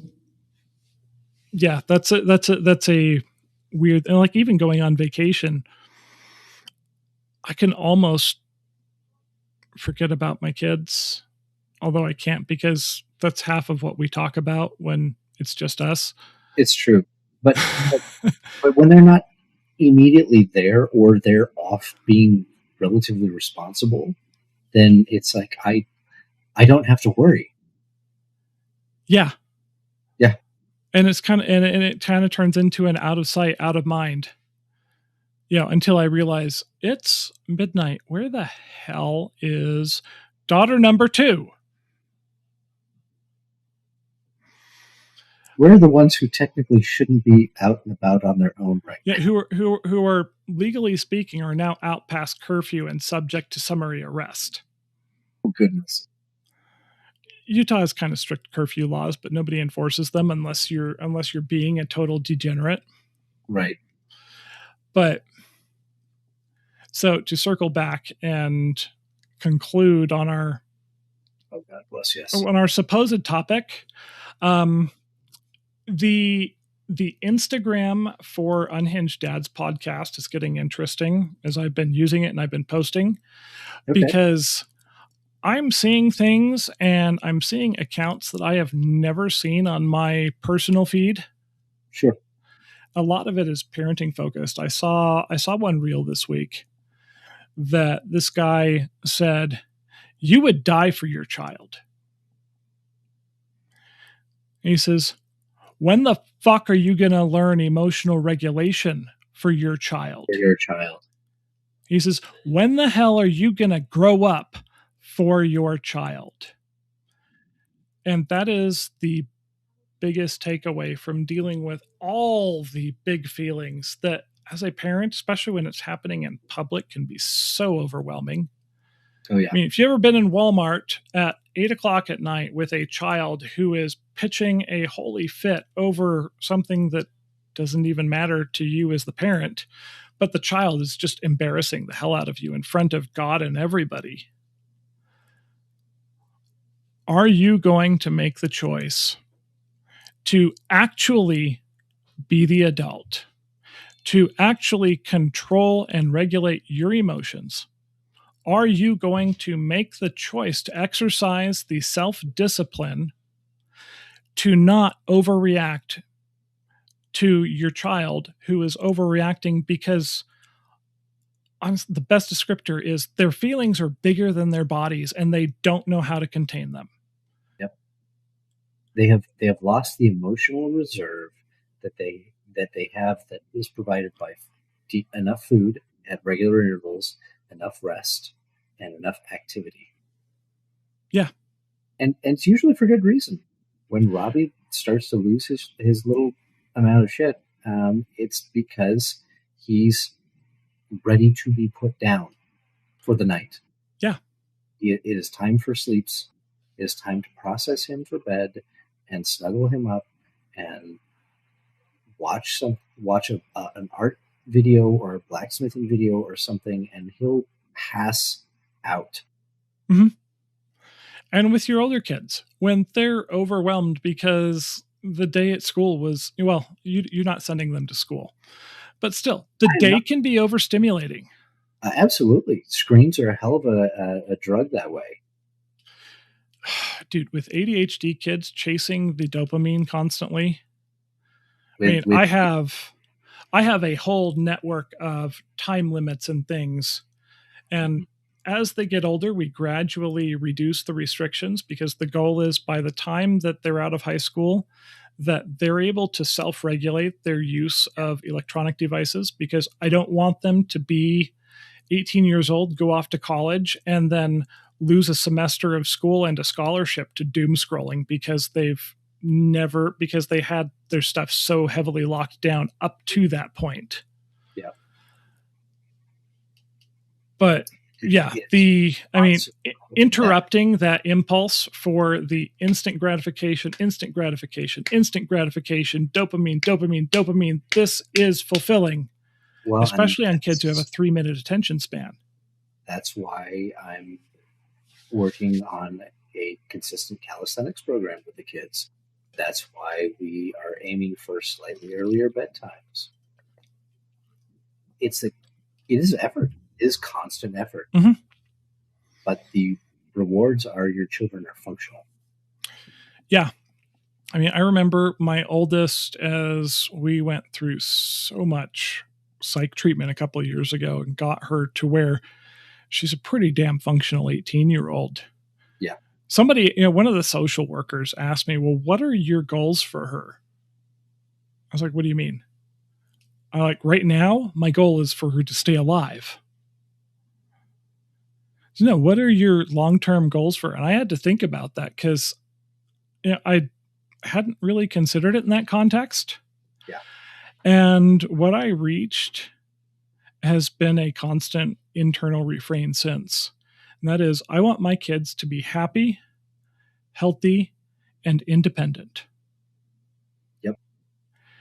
And a huge part of all three of those is them learning emotional regulation, learning appropriate ways to express their feelings, even when they're overwhelming. And that starts with us as their parents. They are not going to learn how to regulate themselves. And all over social media, all I see is emotional dysregulation and people who never learned a shred of self-discipline, in part because it probably was never modeled for them. We have to be the example. And when the kid is throwing a tantrum, and we're using tantrum very loosely, to encompass the whole range of huge emotions and expressions, which again, as we said at the beginning, are actually a positive if they're doing them in front of you.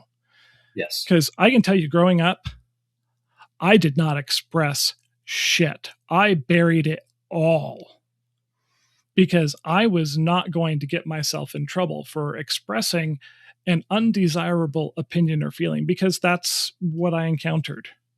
Yeah. My kids at home can be expressive to the point of it being overwhelming, and I have to walk out of the room because, oh my God, just, can you be less in some way?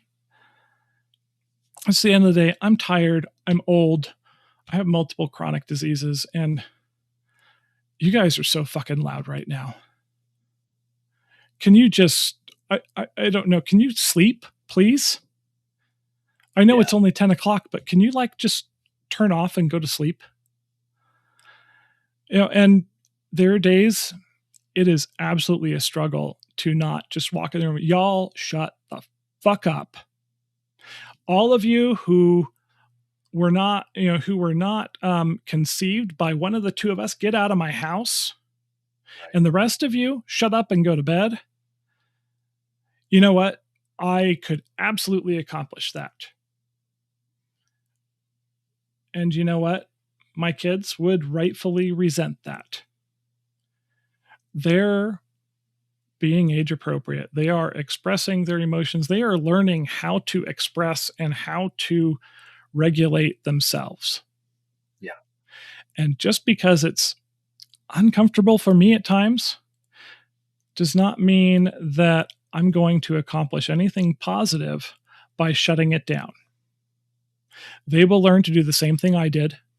They will internalize everything. They will lock it down until the point that it is eating away at them.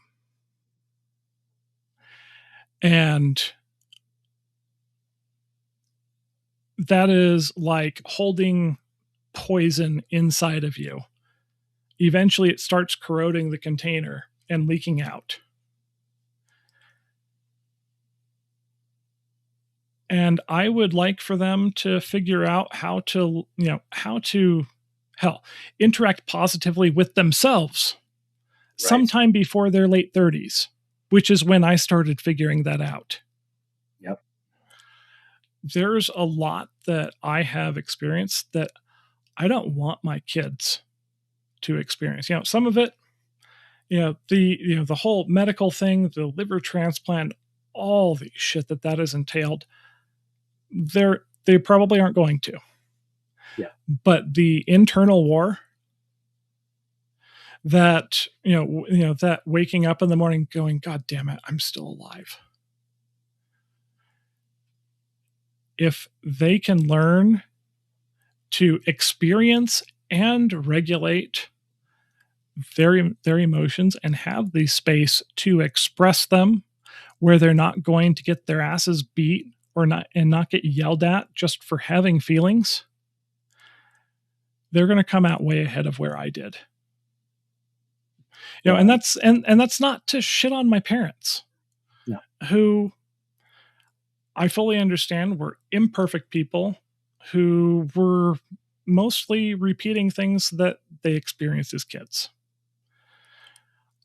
I think us as the elder millennials are the first, are probably taking way too much credit, but I think we are the first group to really kind of collectively say, no, we are going to change these patterns. This is not healthy. As a crew, yeah, that seems accurate. Now, there's a whole lot of expressions of that our generation gets into that are really unhealthy that we're going to get into, especially the whole cutting off your entire family thing, which I know is pot calling the kettle black, as I've been like, yeah, honestly, I don't interact much with most of my relatives anymore. Well, there's a lot to it. There's a lot to it. But there are absolutely some ways where generationally we've also gone a little too far on that track. But at the end of the day, when your kid is being just too fucking loud, when they're throwing a tantrum from the seat of a shopping cart in a Walmart, when you're just trying to buy some fucking socks that won't make them upset, because toddlers and which socks feel good and don't is a big deal. It is. We laugh at it, but it honestly is.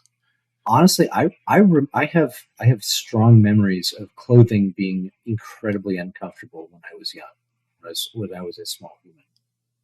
So I don't, but there's a lot of my early childhood that I don't remember. I have unusually early memories. Yeah, my oldest, Cassie, does too. Yeah. She can remember back to before she could walk. Yeah, I remember things from when I was 2 and possibly earlier. My first really, really solid memory that isn't like me and my sister running around being small children was actually watching as my parents were transfixed and crying as the Berlin Wall was being torn down in 1989. I was 6 years old. Yeah. No, I mean, I remember sitting there watching this on, seeing this on the TV. People are breaking something. I I have know. no context for understanding. My parents are sitting there, and they're both tears are running down their eyes. Yeah. I'm like, Mom, why are they breaking it? Yeah. And I don't think I was put to bed before midnight that night. No, I remember the wall falling, and that was. But you were 10. You were like 5th grade. Yeah. Yeah. I definitely remember stuff from when I was 2 and a bit younger. I have to see. Yeah, I really don't. I think that's more normal, common. That's way more normal. Yeah, so developmental psych. She's got a minor developmental psych, in her as yet unfinished degree program, and it is way more normal for permanent memories not to really start to form before 5 or 6. Yeah. Yeah. But I mean, really, when we're dealing with our kids, we're dealing with tantrums. And as they get older, other, sometimes even more obnoxious forms of emotional expression.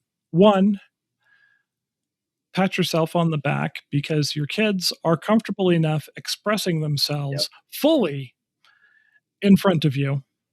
And for most of us, I'm going to go out on a limb and I'm going to say that most of us in our generation are closer to me, where you didn't dare fully express shit because you were going to get beat for it. Your dad made the decision early on, and you've been better off for it, I think. And I think it's and I think it's made you a better parent. And one of the reasons that I have at many times listened to what Dave is talking about and said, I'm going to do that. Mm. No, seriously. I mean, we're peers, but I have looked at you as an example of, Jonathan, I understand that you're upset and that you're tired and you've spent most of the day in the car.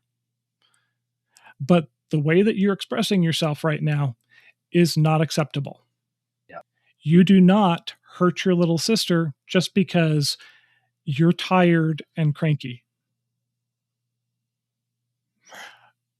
I've looked to you as a model for some of that calm. Okay, I'm going to step back from how this makes me feel, because in the moment, your son has just turned and slapped his little sister. At that instant is, you just hit my little girl. I'm going to beat your ass. Right? Oh yeah. I mean, that is my first impulse is I am going to come down on you and I'm going to make you understand that you are never going to do that. And there are days where I have been way more calm and days where I have been decidedly less so. You are far more calm by disposition than I am. Which is one of the reasons that I've looked to you and gone, I want to be more like Dave. And, if by nothing else, force of will, force myself to step back from, I'm angry because you just hit my little girl, to, hey, I understand that you're overwhelmed, and that's okay. It is not okay to express it in the way that you just did by hurting somebody else. Yes.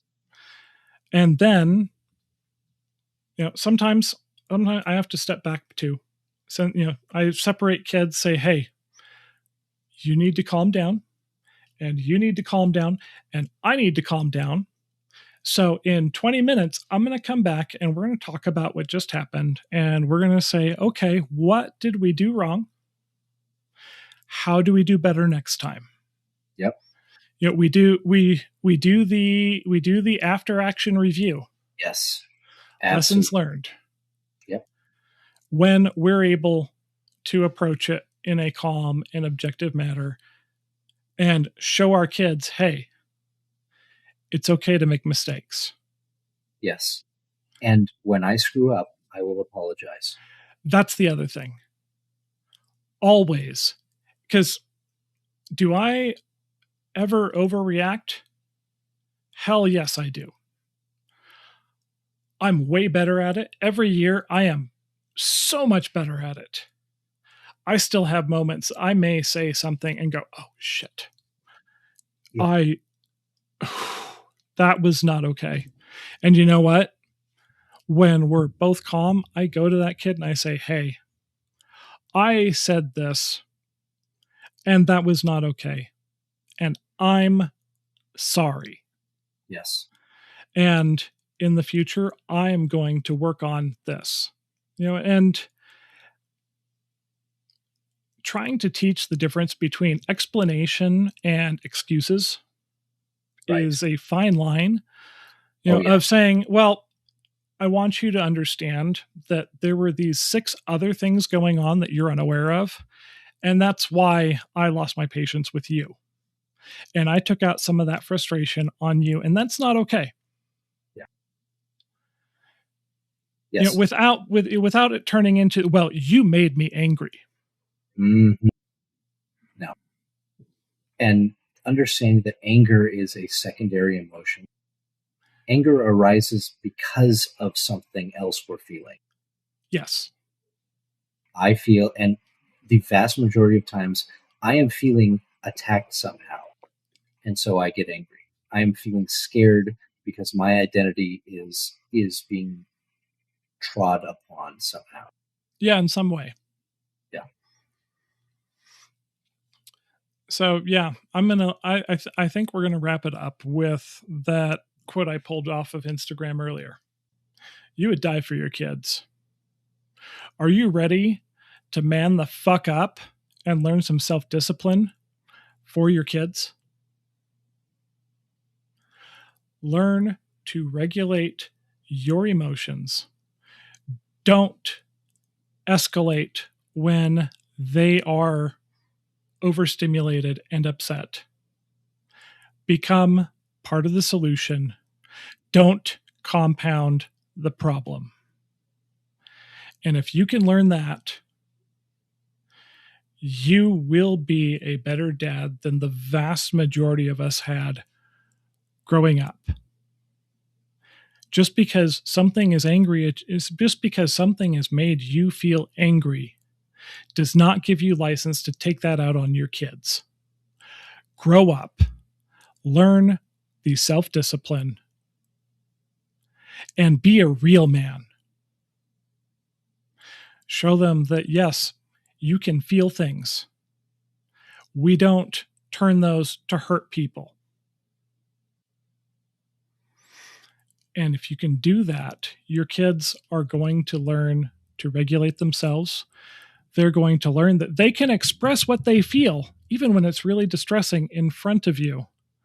And that you are going to guide them in how to work through that without hurting other people. And it means that you will continue to have a relationship with them when they are adults and independent. Yeah. We could look at the relationship Dave has with his dad and the rather fraught relationship I still have with my mother. I have no idea how things would work out between my dad and I now if he were still alive. But I have a pretty strong feeling that it would be nowhere near as warm or as I want to say comradely. But there is like an undeniable warmth and connection and like understanding between you and your dad that goes beneath the surface that I don't think I have ever experienced with a parental figure. Well, it's one of the reasons I share my dad. He's always been open to being a bit of a surrogate father for my friends. I I do so much of that, to the point of it being exhausting, of listening to teenagers and all their feelings. Because they have all the feelings. Well, they do. And they have, well, and they are biologically incapable of completely and effectively regulating their emotions. Yeah, their frontal lobes aren't fully developed till they're about 25. Mm-hmm. And frankly, our mental capacity starts decreasing around about age 35. At least it feels that way some days. I used to be so smart. I can feel that. But I mean, that is, I mean, like, who your dad is and has been is who I've tried to make myself be. Well, and those kids are going to end up better for it. I'm starting to see that pay off. As, this year, my two younger daughters will hit their senior year of high school. August of next year, 3 of my 6 kids are 18 years old. And you know what? I worry about the state of the world that they are coming into. I worry about the state of discourse amongst people and just the overall fuck-upness of the world. Oh, you've been on X recently. I have been co-hosting a current events and politics podcast, doing a weekly show with live viewers and comments. Oh, that's fun. Sometimes it makes me want to drink more and more. Yeah. And that's an impulse we resist because we don't drink when we're upset. Because that is a very nasty, slippery slope that I am not going to allow myself down. Especially, with the 70-year-old transplanted liver. I lean very, very much on the side of moderation when it comes to the alcohol, much as I truly appreciate a good whiskey or a nice beer. Yep. But I'm pretty sure they're gonna turn out pretty good, even for the screwed up world that we're giving them. I'm worried about a lot of things, but I'm not especially worried about how my kids are really going to turn out. I'm pretty confident that mine will manage to find their way. And I'm actually, with as many teenage kids as I interact with, I am absolutely certain that they are top of their class in understanding and being able to healthily express themselves and engage in an age-appropriate level of self-regulation. Yep. And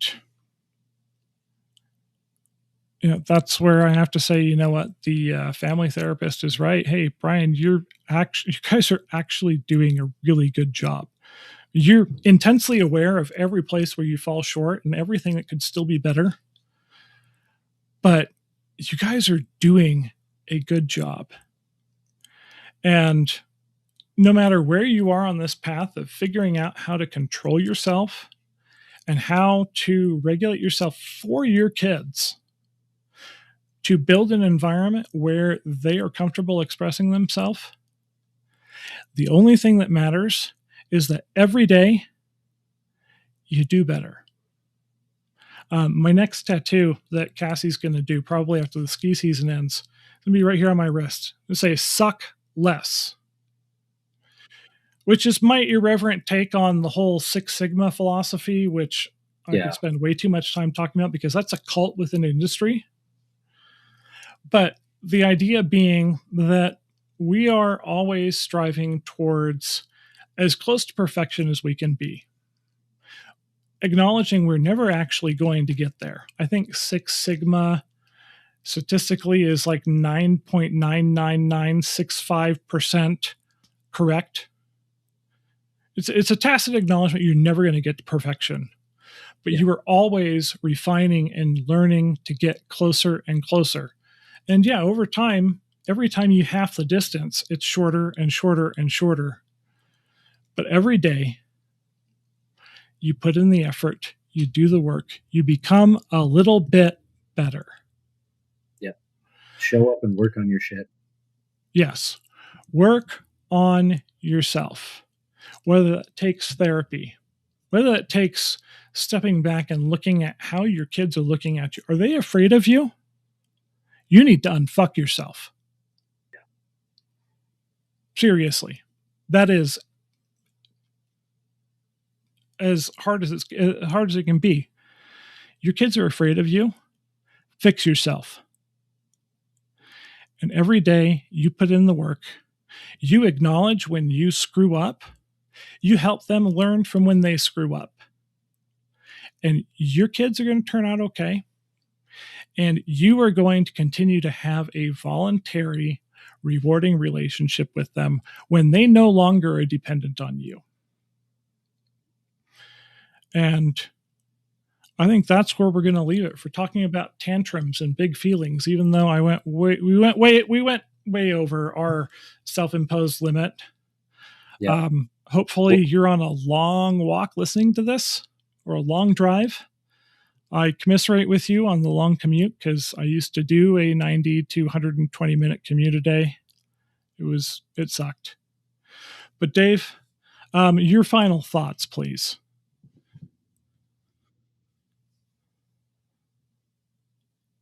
Learn some self-awareness. As long as you are stepping back and saying, okay, did I do okay on that? Where can I do better? Where can I do better? Self-awareness is the opening that gets you to doing better at pretty much everything. Learn introspection. I am a huge fan of journaling. I'm not. I'll be honest. It doesn't matter almost what you're writing. Reflect on what you've been doing. Well, that's why I came up with the questions 3 to start off the podcast. Yep. You know, what are you doing to improve? What did you do poorly? What did you do well? Yeah. And yeah, that's a technique stolen straight from psychotherapy. Something good, something bad, something good.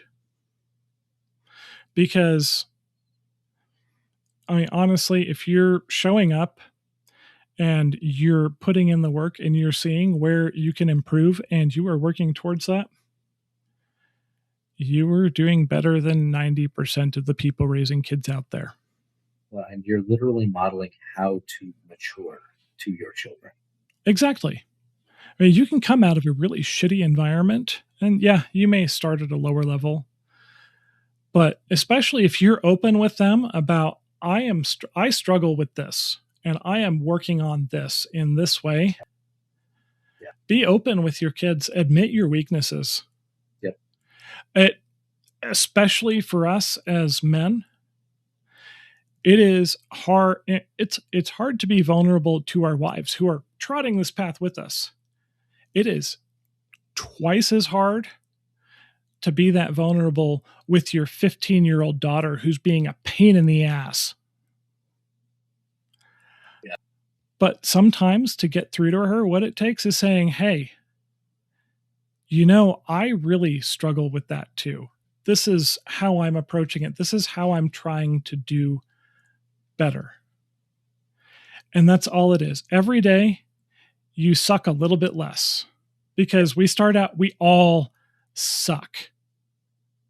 Some of us start out with greater handicap, so we suck more. But there is none of us. There is not a single one of us that is perfect. We all suck at certain things. Absolutely. And truly the thing that matters is that every day you are putting in the work to make that incremental advancement. And over time, you will find yourself to be a completely different person. And your kids will be better off for it. And I'm getting repetitive, which means we definitely need to wrap this up. So, congratulations on the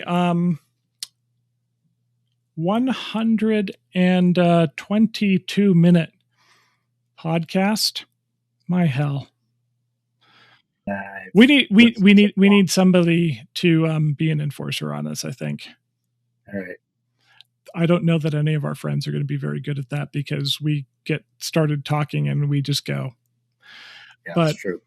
Everybody, if you have joined us through any of this, we truly appreciate your participation. We hope that you find some value in this. Our goal long term is to help build a community of those of us who are dedicated to sucking less as dads and as people. Yep. Slowly become a better husband, a better partner. For those of you who don't like the husband label, becoming a better father and raising our kids to be healthier and have a better start than we did. So we're going to keep on doing this. We'd really appreciate it if you would subscribe, click the bell icon on YouTube to get notifications when we go live. Our intention is to keep this going every Thursday at 8 p.m. Mountain Time. That's 9 p.m. Central, 10 p.m. Eastern, and 7 p.m. Pacific Time. And wherever else you are in the world, I'm not keeping track of your fucking time zone. So figure it out. But we'd love to see you in the comments. We'd love to engage with you guys. We're on Facebook. We're on Instagram. We are on X, Kick, Twitch, YouTube, and also now on BitChute, which is actually where we have the most views of all of our videos. Well, that's exciting. That's because it doesn't get suppressed by YouTube's discriminatory algorithms. Yes, well. But truly, if you have joined us at all, we are on pretty much all the audio podcast platforms through Spotify, Amazon Music, Apple Podcasts. The Stitcher app is the one I always use, a whole bunch more. Please subscribe. Please listen. Please shoot us emails. You can find us on www.unhingedadspod.com, where you can find contact links for each of us. Shoot us an email, yell at us, tell us you think we're a bunch of femboy idiots, and we'll mock you on our next broadcast. Or come jumping in the comments.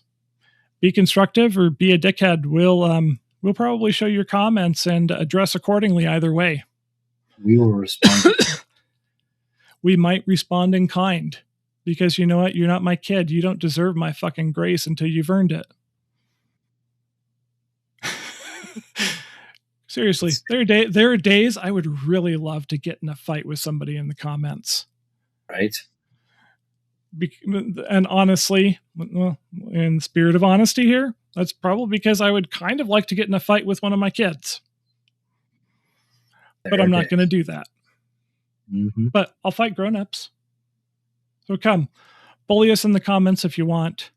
You have questions, we'll try to answer. We're honestly just trying to turn some of our experiences into something positive beyond us getting to being friends and actually interacting with each other when we tend to isolate.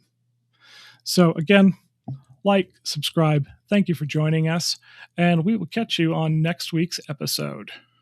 See you later. All right, that is it for tonight's episode. Thank you for joining us. Quick reminder, all opinions expressed here are solely those of the individual speakers, hosts, and guests alike, and do not represent the views of any affiliated person, organization, company, sponsor, or other entity. This show is provided for entertainment purposes only. Nothing discussed is professional advice of any kind. Always consult a qualified professional and use your own best judgment before acting on anything we've talked about. Again, thank you for joining us, and we'll catch you on the next episode.